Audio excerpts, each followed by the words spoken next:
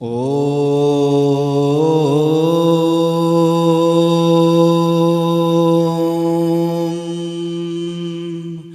त्वं हीन पिता वसो त्वं माता शतक्रतो बभूविथ अथा ते सुम्नमीमहे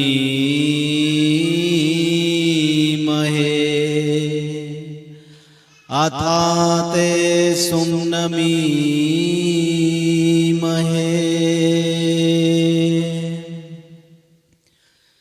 काशी जाकर देख लिया, मथुरा में जाकर देख लिया। काशी जाकर देख लिया, मथुरा में जाकर देख लिया। मक्का जाकर देख लिया, यरूशलेम भी देख लिया। मक्का जाकर देख लिया, यरूशलेम भी देख लिया। कहीं भी मन की मैल न छूटी, कहीं भी मन की मैल न छूटी। खूब नहा कर देख लिया, काशी जाकर देख लिया।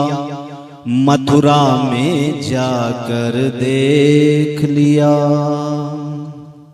आदर व सम्मान के योग्य हम सबको अभी जो प्रेरणादायक वचन सुना रहे थे, बड़ा गंभीर विषय था। पंडित ज्ञानेश्वर प्रसाद जी वह मंच संचालन करते हमारे दर्शन लाल जी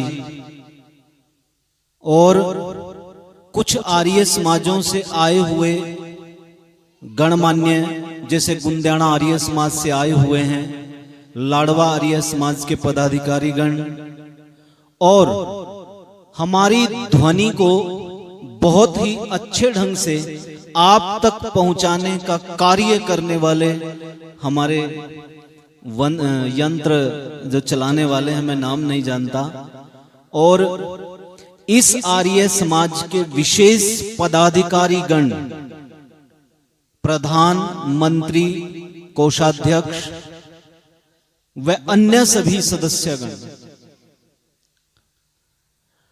मुझे विषय जो रखना है, वैसे मैंने सुबह बता दिया था कि मैं बालकों के विषय में कुछ रखना चाहता हूं। देखिए, आप सब जो अभी मैं विषय रखने जा रहा हूं, वो बालकों से लेकर के हमारी वृद्धा अवस्था तक काम आएगा, यदि आप उसे अपने मन में, हृदय में अंकित कर लेंगे। एक सीधी सी बात है, हम जितना धन, जितना पैसा हम कमा रहे हैं, यदि उस पैसे से, उस धन से यदि हमारे बालकों का विकास नहीं हुआ, तो निश्चित रूप से समझिए, अगर हमारे बालक सुखी नहीं हो पाए, उस धन से, उस वैभव से, उस गाड़ी से, उस मकान से, उस जो भी हमने ऐश्वर्य रखा है घर में, यदि मेरे बालक उसका सदुपयोग नहीं कर पाए, तो ध्यान रखना, वो सारी की सारी सामग्री और सारा का सारा परिश्रम आपका बेकार है, सब व्यर्थ है। आपके जीवन की जितनी भी परिश्रम आपने किया है, वो कहते हैं ना, मैं सुबह बता रहा था कि पशु जिस परिस्थिति में जन्म लेता है, उसी परिस्थिति को छोड़ के मर जाता है। यदि हमने उस धन का, उस बंगले का, उस कोठी का सदुपयोग अपने बच्चों के लिए नहीं किया, तो ये सारा व्यर्थ हो जाएगा। मैं अपनी बात रखूं बचपन से लेकर के और वृद्धावस्था तक, मेरी अपनी बात नहीं है। अभी ज्ञानेश्वर प्रसाद जी कह रहे थे ये भगवान है, वेद भगवान कहते हैं। आप कभी वेद की पुरानी पुस्तकें देखना, जहां आज भी बड़े बड़े पुस्तकालयों में कहते हैं सबसे बड़ा पुस्तकालय जर्मन में है। आप जर्मन की लाइब्रेरी जब देखेंगे तो उसमें बहुत बड़े बड़े वेद रखे हुए हैं और उन पर सामान्य ऋग्वेद या वो नहीं लिखा है, उसमें लिखा है वेद भगवान, क्योंकि ये वेद की पवित्र वाणी, ईश्वर की पवित्र वाणी है। और इसी पवित्र वाणी को जब चर्चा कर रहे थे, यदि पूजा करनी है, उसकी उपासना करनी है, तो सबसे बढ़िया क्या है, इस वेद की आज्ञा का पालन करना। मैं सीधे आपके घरों में जो वस्तु स्थिति चल रही है उस पर प्रकाश डालूंगा। समझने का प्रयास कीजिए वेद के मंत्र के द्वारा।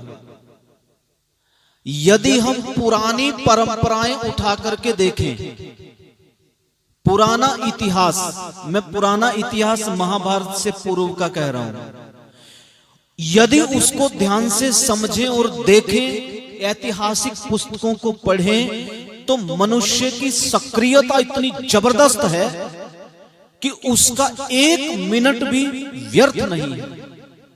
आप जैसे ही किसी महापुरुष का जन्म पढ़ेंगे, जन्म से लेके, तो उसका एक एक क्षण इतना ज्यादा बंधा हुआ है कि उसमें गैप नहीं है। गैप, थोड़ी देर विश्राम कर लीजिए, गैप नहीं है, कठोर परिश्रम, संघर्ष। इसीलिए 4 आश्रम बनाए हैं, 4 आश्रम। अच्छा, आश्रम का मतलब, बहनों से पूछें, बेटियों से, आश्रम मतलब? नुगे जी, आश्रम का मतलब होता है जहां बाबे रहते हैं, जहां बाबा जी रहते हैं, वो उसे क्या कहते हैं? आश्रम। लेकिन आश्रम का अर्थ देखिए। अच्छा, आपने कभी देखा होगा जब कोई आंदोलन करते हैं तो पीछे एक शब्द लिखा देखा होगा, आमरण अनशन। क्यों जी, देखा? आमरण अनशन।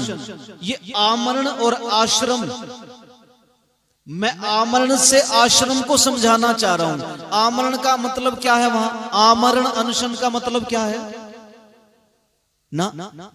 आमरण अनशन का मतलब, अनशन मैंने भूखा, भूखा रहेंगे, आमरण मरने तक, मरने तक भूखा रहूंगा अगर मेरी डिमांड नहीं मानी सरकार ने तो। अब आश्रम पे आ जाओ, यहां भी आ शब्द है, आसमंतात पूर्वक श्रम। यहां हो गया कि श्रम, आसमंतात पूर्वक, मैं जो श्रम करूं वो इतना कठोर करूं, इतना कठोर कि उसमें गैप नहीं आना चाहिए। इसे ही आश्रम कहा है। और पहला ब्रह्मचर्य आश्रम है, दूसरा गृहस्थ आश्रम है, तीसरा वानप्रस्थ है और चौथा संन्यास आश्रम है। ये 4 आश्रम हैं। बाग बगीचा लगा करके उसमें कुटिया बना करके रहने का नाम आश्रम कतई नहीं है।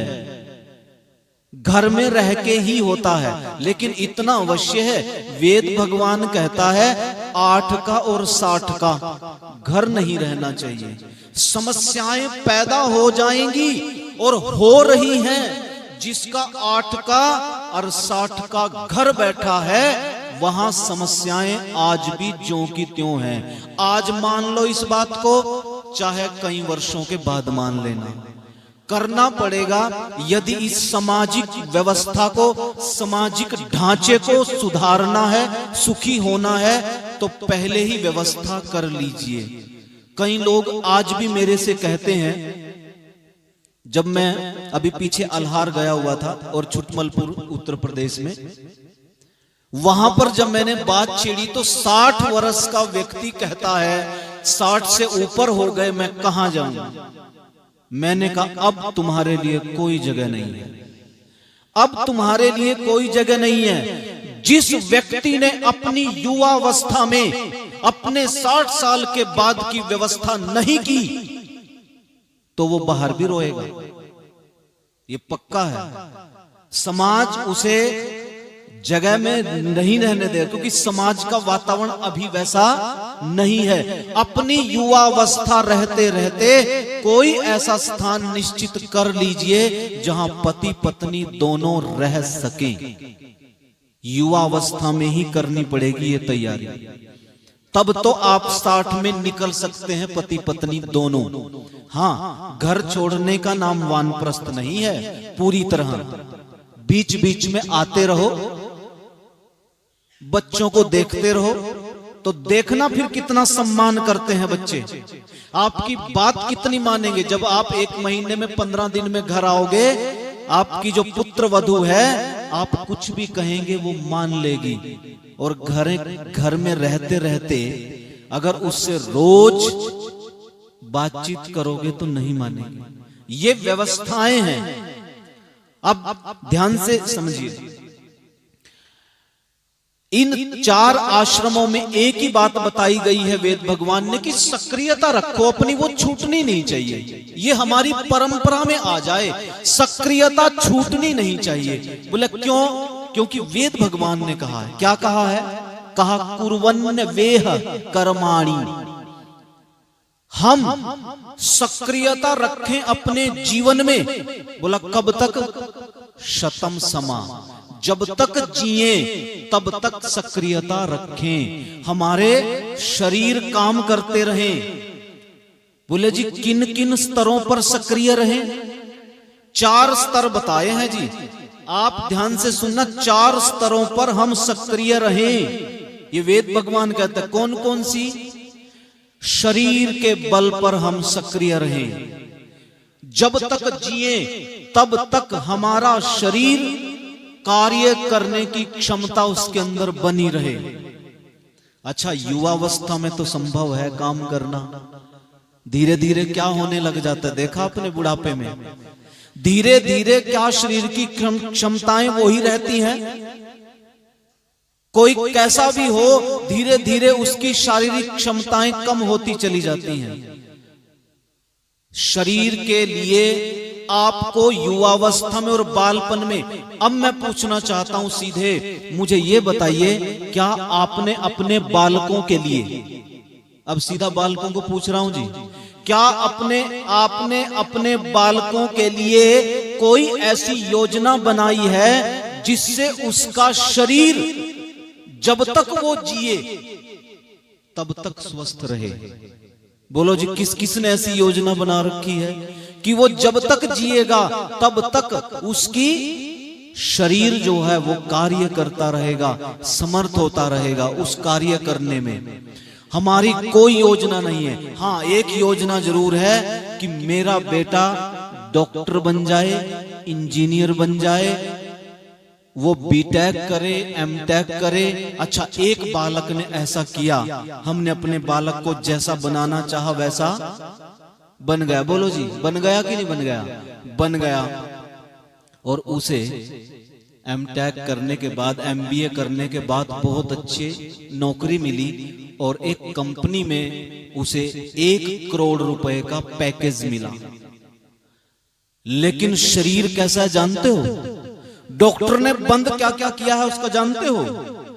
आप मीठा नहीं, देखो 1 करोड़ कमाने वाला मीठा नहीं खा सकता, मीठा नहीं खा सकता। 1 करोड़ कमाने वाला डॉक्टर कहता है आपको मीठा नहीं खाना है, आपको गद्देदार बिस्तर पे नहीं सोना है, नहीं तो कमर दर्द करेगी, आपको दूध नहीं पीना है, नहीं तो दस्त लग जाएंगे। 1 करोड़ कमाता है। क्या हमारे जीवन में हमारे बच्चों को हमने ऐसा गोल सेट किया है कि उसका शरीर इतना तंदुरुस्त रहे कि उसको किसी दवा की जरूरत ना पड़े? मैंने तो युवावस्था में भी देखे हैं लोग दवाइयां लेते हुए और काम करते हुए। मैं ये नहीं कहता कि बीमार पड़ो दवाई ना लो, ऐसी परिस्थिति आ जाए तो उसका प्रयोग करना चाहिए, पर ऐसा शरीर हो कि करोड़ का पैकेज हो और उसकी सारी चीजें बंद हो, कार में एसी नहीं चला सकता, वो तुरंत जुकाम हो जाता है। अच्छा, उसी की फैक्ट्री में एक वर्कर है, 20,000 रुपए कमाता है। आप उसके शरीर को देखना, वो बड़ा स्वस्थ है, उसके माता पिता ने ध्यान दिया है, वो 20,000 कमाने वाला मीठा भी खूब खाता है, एसी की गाड़ी में भी चलता है और दूध पूरा पीता है। अब ऐसी स्थिति में हमने उसका शारीरिक, अपने बालकों का शारीरिक क्षमता इतनी न्यून कर दी है कि वो नहीं कर पा रहे हैं, उस क्षमता को नहीं वो कर पा रहे हैं। अच्छा, एक स्थिति ऐसी आती है, अब वेद तो कहता है आपने सक्रिय रहना है। कब तक रहना है? जब तक आप जिएंगे। अच्छा, मैं आपसे पूछना चाहूं, क्या 100 साल तक आपके हाथ पैर काम करते रहेंगे? आपकी आंखें धुंधियाने लगेंगी, आपके कान सुनना बंद कर देंगे, आपका हाथ उठना कम हो जाएगा, आप इधर से उधर करवट लेना कम हो जाएंगे, बैठना मुश्किल हो जाएगा। तब क्या वेद कहता है अगर आप सक्रिय नहीं होंगे? अगली लाइन पढ़ो, एवं त्वयि नान्यथे तो अस्ति न कर्म लिप्यते नरे। अगर आपकी सक्रियता समाप्त हो गई तो राजेश जी जीने का हक नहीं है, वेद के आदेश। तो आप जी नहीं सकते, फिर तो जीने का लाभ ही नहीं है आपकी सक्रियता। तो क्या जब मेरा शरीर का लेवल इतना घट गया है कि मैं काम नहीं कर पाऊं तो क्या सुसाइड कर लूं, आत्महत्या कर लूं? नहीं, आगे दूसरा लेवल भी है। अगर आपका शरीर जवाब दे जाए, अगर आप शरीर से काम ना कर पाओ, आपकी सक्रियता बहुत न्यून हो जाए, तो आप ऐसा करो, आप बौद्धिक स्तर में हो जाओ बढ़िया। आपका आईक्यू लेवल इतना अच्छा होना चाहिए, इतना अच्छा, शरीर भले ही काम करना कम हो जाए, लेकिन आईक्यू लेवल ऐसा हो जाए कि आप लोगों को बढ़िया से बढ़िया ज्ञान देने में सक्षम हो। सक्रियता फिर भी है, कौन से स्तर पर है? बौद्धिक स्तर पर है। अच्छा, इसकी तैयारी भी बुढ़ापे में नहीं होती जी सतपाल जी, इसकी तैयारी भी कब होगी? युवावस्था में। आपका आईक्यू लेवल, अगर आप अपने बच्चों की योजना में क्या उसके गोल सेट किए हुए हैं आपने, ऐसा कि उसका आईक्यू लेवल इतना अच्छा हो जाए? हाँ, मैंने एक माता पिता से पूछा, मैंने कहा आप अपनी बेटी के लिए आईक्यू लेवल की कुछ योजना बना रहे हो? हाँ, मेरा बेटा इतना होशियार है, इतना होशियार है। आपको पता है मेरे बेटे के आईलेट्स में कितने बैंड्स आए हैं? 7.5। आईक्यू लेवल बता रहा हूं, आईक्यू लेवल इतना ज्यादा है। जानते हो मेरे बेटे के कितने मार्क्स आए हैं? 100 में से 98। आपको पता मेरा बच्चा कितना बुद्धिमान है? कोई मुकाबला नहीं है मेरे बेटे का। मैंने अपने बेटे के लिए ऐसी योजना बनाई थी, उसका आईक्यू लेवल इतना ऊंचा मैंने कर दिया है, अब वो मार नहीं खाएगा। लेकिन वेद कहता है आईक्यू लेवल समझ तो लीजिए, किसको कहते हैं? ध्यान से समझना, अपने अपने बच्चों में देखना, 100 में से 98% नंबर लेना आईक्यू लेवल नहीं है। अगर आपके बेटे के आइल्स में 7.5-8 बैंड आए हैं, आईक्यू लेवल इससे नहीं नापा जाता। तो फिर आईक्यू लेवल नापा कैसे जाता है? जब हम अपने बच्चों को देखते हैं ना, दूसरे बच्चों के साथ तुलना करते हैं, हर माँ बाप यही सोचता है जैसे मेरा बच्चा, मेरा बेटा दूसरे से होशियार है, मेरा बेटा दूसरे से शरीफ है, मेरा बेटा दूसरे से साधारण है, मेरे बेटे का आईक्यू लेवल बहुत बहुत बढ़िया है, ऐसा अनुभव देता है। पर यदि आपको परीक्षा करनी है ना अपने बेटे की कि मेरे बेटे का आईक्यू लेवल कितना ऊंचा है, तो मैं बता रहा हूं कैसे परीक्षा करनी है उसकी। कहते हैं आईक्यू लेवल की परीक्षा होती है जिसे गलत और सही में से चुनना आ जाए कि ये सही है, ये गलत है। अगर आपका बेटा ये चुनने में सक्षम हो गया कि ये गलत है और ये सही है, तो समझ लेना आपका बेटे का आईक्यू लेवल बहुत अच्छा हो गया है। क्या उसे पता है कि मोबाइल में मुझे क्या देखना है और क्या नहीं देखना है? ध्यान से समझना इस बात को। क्या आपके बेटे को पता है कि मुझे मोबाइल के अंदर क्या देखना है और क्या नहीं देखना है? क्या उस पे अंतर करना आ गया है? मैं ऐसे ऐसे आईक्यू लेवल दिखा दूं आपको इस संसार भर में। आपको सुने होंगे ये जैन समाज, सुना होगा जैन समाज। उसके दो भाग हैं जैन समाज के, एक पीतांबर होते हैं, एक श्वेतांबर होते हैं। इनमें श्वेतांबर तो सफेद कपड़े पहनते हैं, पीतांबर वैसे पीला वस्त्र होता है, लेकिन वो नंगे घूमते हैं। अगर मैं आपको उनका आईक्यू लेवल बताऊं, पीएचडी से कम कोई नहीं है, लेकिन वो ये नहीं कर पाए कि मुझे कपड़े डालने चाहिए या मुझे नंगा घूमना चाहिए। ये कौन सा आईक्यू लेवल है? अच्छा, अगर उनकी ग्रेजुएशन और उनके एमए की डिग्रियां आप देखो तो उनके मार्क्स देख करके दंग रह जाओगे। 100 में से 98, 99 ऐसे ऐसे नंबर लेने वाले सड़क पर नंगे घूम रहे हैं। हो सकता है उनका आईक्यू लेवल इतना अच्छा हो, भाई देखो, या तो वो पागल हैं अक्षय जी, या हम पागल हैं। आईक्यू लेवल की पहचान हम सबसे बड़ी गलती कहां से करते हैं? आईक्यू लेवल की पहचान मेरे बेटे ने कितनी जल्दी याद कर लिया। मेरे बेटे ने ये पुस्तक जो कोई याद नहीं कर सकता, मेरे बेटे ने 1 घंटे में कर ली। मेरा बेटा ऐसा कंप्यूटर दिमाग है कि एक बार उसको पढ़ाओ और याद कर लेता। देखो कितना बढ़िया आईक्यू लेवल है। ये आईक्यू लेवल का मापदंड बिल्कुल नहीं है मेरा बेटा कैसे कपड़े पहनता है, मेरी बेटी कैसे कपड़े पहनती है, कैसे पहनने चाहिए। यदि उसे ये करना आ गया तो उसका आईक्यू लेवल बहुत अच्छा है। अगर उसे ये नहीं पता है कि मुझे क्या खाना चाहिए और क्या नहीं खाना चाहिए तो उसका आईक्यू लेवल 0 है। मैंने देखा लड़कियां नशा करती हुई। अब चलिए यूनिवर्सिटी में एमए पीएचडी लड़कियां हैं, अब तो सरेआम हो रहा है जी। अब तो सरेआम दुकानों से पौवा लेती हैं और पीती हैं। आईक्यू लेवल कहां? अच्छा, उनके घर वालों से पूछ के देखना आपकी लड़की कैसी है, बोले बहुत गजब की है, एमए में इतने नंबर आए हैं उसके, कोई मुकाबला नहीं, पूरी यूनिवर्सिटी में टॉपर है। आईक्यू लेवल कैसे मापदंड, क्या मापोगे? आईक्यू लेवल नंबरों से नहीं मापा जाता। आईक्यू लेवल उसी का अच्छा माना जाता है जो गलत और सही में से अंतर करना आ जाए।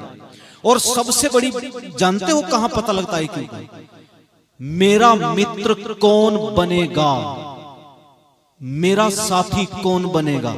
अगर आपको साथी का चुनाव करना नहीं आया, आईक्यू लेवल कमजोर है, आप बुद्धिमान नहीं है, आपको परख करनी नहीं आई। मेरा मित्र इन सारों में से कौन बनना चाहिए, कौन होना चाहिए, अगर आपको यह करना नहीं आया तो आपका आईक्यू लेवल 0 है। मैं वेद की बात कर रहा हूं।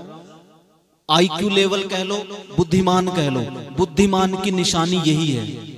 मैं स्कूल में देखता हूं, एक मैथ टीचर है, क्या गजब पढ़ाता है, ध्यान दीजिए, बहुत गजब पढ़ाता है। सीनियर सेकेंडरी स्कूल में पढ़ाता है, इतना अच्छा पढ़ाता है कि बच्चे भी उसको पढ़ करके इतना खुश होते हैं, बोले जी सर आप पढ़ाइए बस। कहते हैं आपका आईक्यू लेवल, हेडमास्टर भी बोलता है आपका आईक्यू लेवल बहुत बढ़िया है भाई, लेकिन रात को शराब पी के सोता है। कहां का आईक्यू लेवल, कहां का? चुप के टॉयलेट में जाता है, सिगरेट लगा के आता है। इसे आईक्यू लेवल नहीं कहते। जिसको ये नहीं समझ में आया कि मेरे लिए क्या अच्छा है क्या बुरा है, तो आईक्यू लेवल ठीक नहीं है। क्या हम अपने बच्चों के लिए, मैं उपाय भी बताऊंगा, अभी अंत में उपाय बता के समाप्त करूंगा कि इसका उपाय क्या है। आईक्यू लेवल बच्चों को कैसे बढ़ाएं? आईक्यू लेवल हम सबके लिए एक शिक्षक नहीं रख सकते, ध्यान रखना, मैं बताऊंगा किससे क्या होता है।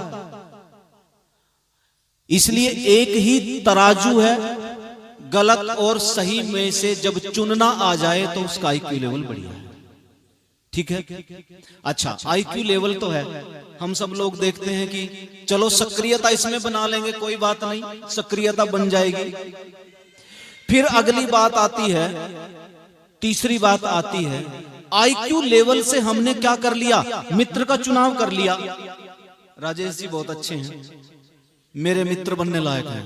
अब ध्यान से सुनना, उदाहरण देके समझा रहा हूं। मेरा आईक्यू लेवल ऐसा था, मान लीजिए, मुझे पता नहीं मेरा कैसा होगा, वो तो आप लोग जानते हैं।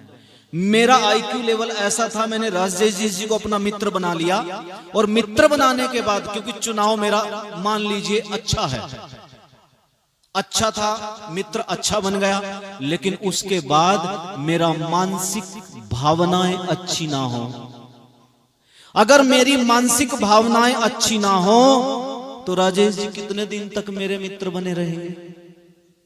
अच्छा चुनाव भी भाग जाता है, अच्छा चुनाव भी नहीं रहता। कहते हैं, क्या आपने अपने बच्चों के लिए क्या ऐसी योजना बनाई है कि उसका मानसिक स्तर ऊंचा उठे? आईक्यू लेवल से अलग है ये बुद्धि से अलग है। मानसिक भावनाएं, ध्यान से समझना, समझाना चाह रहा हूं। किसे कहते हैं मानसिक भावनाएं? संवेदनाएं क्या होती हैं? जैसा मेरा कोई अपमान करे मुझे दुख होता है, ऐसे ही मैं जब दूसरे का अपमान करूंगा वो भी क्या होगा, क्या होगा? दुखी होगा। इसे मानसिक विकास कहते हैं, इसे मानसिक विकास कहते हैं। जैसा सम्मान मिलने पर, जैसा सम्मान मिलने पर मुझे प्रसन्नता होती है, ऐसी प्रसन्नता जब मैं दूसरे का करूंगा तब उसको भी होगा। घरों में ऐसा देखा जाता है, सास बहू होती है ना, सास बहू, कभी देखा करो, जब बहू से कांच के गिलास टूट जाते हैं ना, तब स्थिति देखो सास की क्या होती है। कोई ज्यादा ही वैसी हो ना सास, तो ये पक्का कह देगी मुझे पता था अंधे घर की है। इतने शब्द जरूर निकल जाएंगे। अच्छा, अगले दिन यदि उसकी बेटी से कांच के गिलास टूट जाएं तो तब उसकी स्थिति क्या होती है? उसकी स्थिति बदल जाती है। कोई बात नहीं, और आ जाएंगे। मानसिक भावनाएं देखिए कहां कहां बदलती हैं।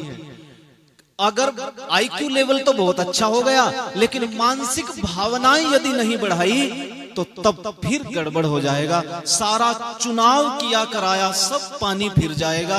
आपने आईक्यू लेवल से चुनाव तो कर लिया अच्छी अच्छी चीजों का, लेकिन वो सब गड़बड़ हो जाएगा यदि मानसिक लेवल ठीक नहीं है, सब बिखर जाएगा। तो कहा, अगर बौद्धिक लेवल ठीक नहीं तो मानसिक स्तर पर काम कीजिए। आत्मनः प्रतिकूलानि परेशान न समाचरेत।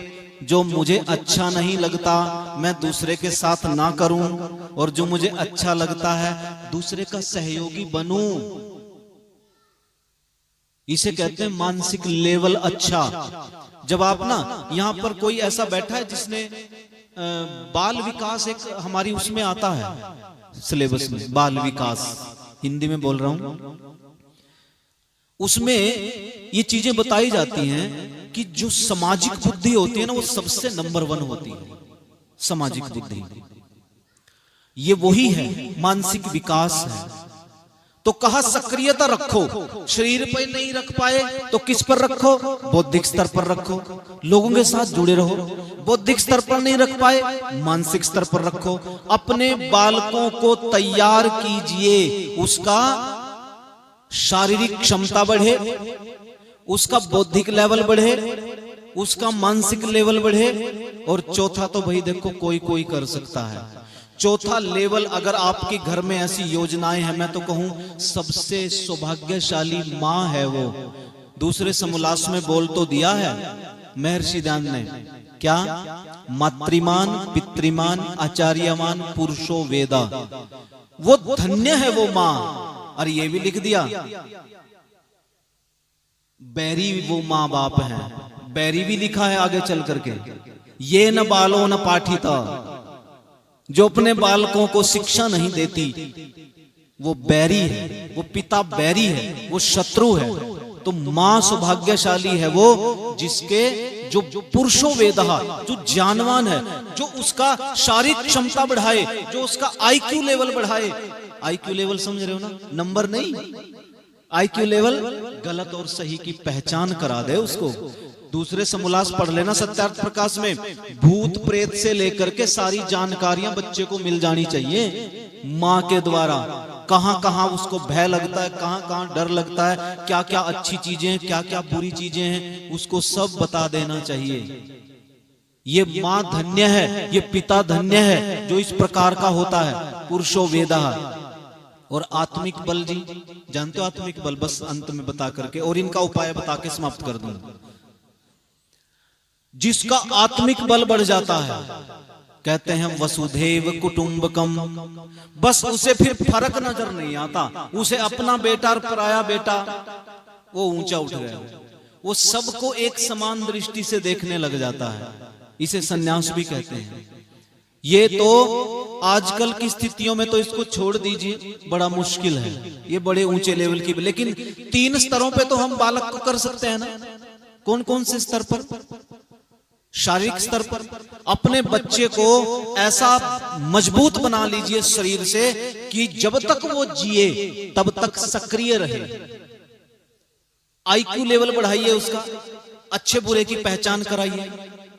तीसरा, मानसिक संवेदनाएं होनी चाहिए उसके अंदर, वो महसूस करे कि मेरी मम्मी परेशान है, परेशान हो जाए, मेरी मम्मी खुश है तो खुश हो जाए। ऐसी उसके अंदर संवेदनाएं हो तो मानसिक लेवल अच्छा होता है। अच्छा, अगर इनका उपाय बताऊं, बोले जी उपाय भी बताते चलो जी, चलो जी 1 मिनट में उपाय भी बता देता हूं। तो ध्यान रखना, शारीरिक क्षमता को बढ़ाने वाला कौन होता है? सारे शिक्षक नहीं, हमने यही गड़बड़ कर दी है।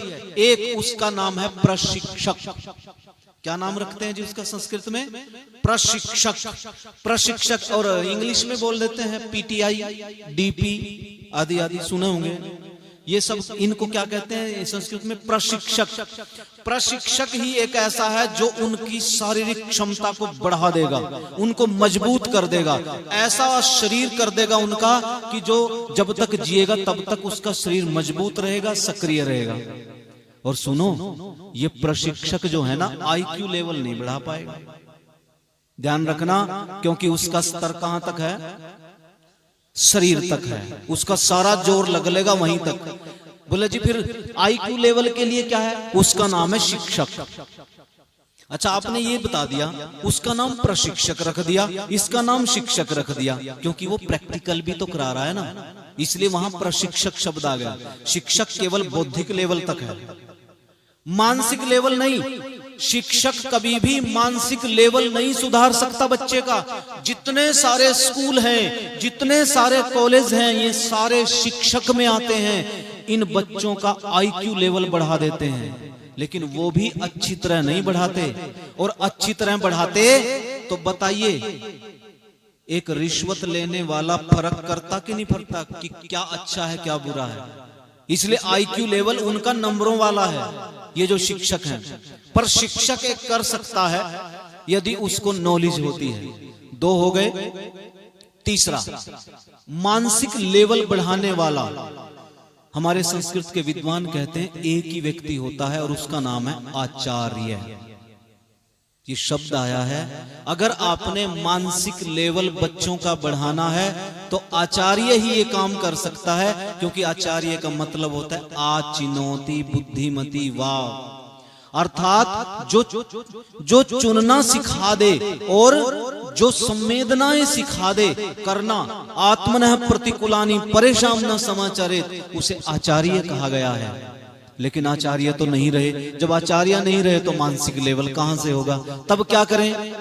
तो अपने घरों में ऐसे ऐसे आचार्यों को बुलाइए, बाहर से आचार्यों को बुलाइए, अलग अलग आचार्यों को अपने घर में बुलाइए, क्योंकि आपसे आपका बच्चा उस तरह से तैयार नहीं हो पाएगा, बाहर के व्यक्तियों से होता है।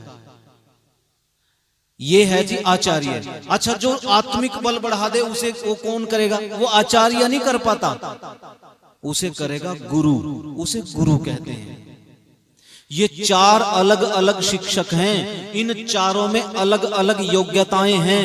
इन चारों को और इन चारों के स्तर पर जब हम प्रयोग करते हैं, और ये एक ही विद्या से होता है, और उस विद्या का नाम है सनातनी विद्या। कौन सी विद्या जी? सनातनी विद्या। दर्शनलाल जी, मेरा समय हो गया क्या? हो गया? 5 मिनट रह गए। कौन सी विद्या है? सनातनी विद्या है।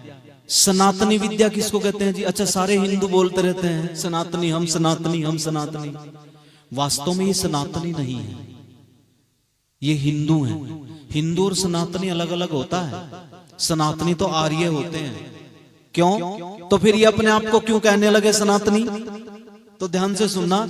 एक व्यक्ति ने गाड़ी ली जी, बहुत बढ़िया। जब गाड़ी ली तो एक दिन उसका एक्सीडेंट हो गया, तो आगे का सारा टूट गया। अब टूट गया, उसने क्या किया? दूसरा बदल दिया। फिर एक्सीडेंट हो गया अगला, अब पीछे से टूट गई, वो बदल दी। ऐसे उसका एक्सीडेंट होता रहा, और वो बार बार उस गाड़ी के हर पुर्जे को बदलता गया। एक पीढ़ी बदली, 2 पीढ़ी बदली, 3 पीढ़ी बदली, पीढ़ियां बदल गई। गाड़ी टूटती रही, नए पुर्जे लगते रहे, टूटती रही, नए पुर्जे लगते रहे। लेकिन उस घर के लोग ये कहते रहे, हमारे घर में सबसे पुरानी गाड़ी है। अच्छा, क्या वो पुरानी है? उसका तो सारा कुछ बदल गया। यही हिंदुओं के साथ हुआ।